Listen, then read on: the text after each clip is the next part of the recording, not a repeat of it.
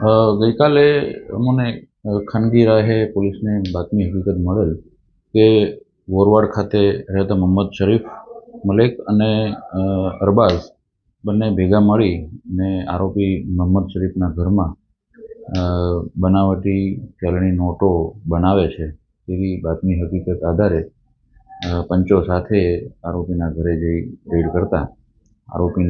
બંને આરોપીઓ ઘરમાં હાજર મળી આવેલ અને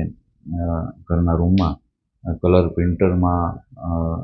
500, 200 અને 100ના દરની ચલણી નોટોની કલર ઝેરોક્સ કાઢી તેના ઉપર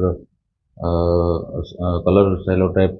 જે આવે છે તેની કટિંગ કરી અને થ્રેડ બનાવી અને બનાવટી ચલણી નોટો મળી આવેલ જે કુલ 328, 500ના, 200ના અને 100ના દરની નોટો 1,03,600ની કિંમત જેની થાય છે. અને આ નોટો બનાવવા માટેના સાધનો colour printer, paper, plane papers, paper cutter અને અન્ય ચીજ વસ્તુઓ મળી 7,500ના મુદ્દામાલ સાથે રેડ દરમિયાન પકડાઈ ગયેલ. આ રેડ દરમિયાન FSL અને રાષ્ટ્રીયકૃત બેંકના અધિકારીને પણ બોલાવવામાં આવેલ અને નોટની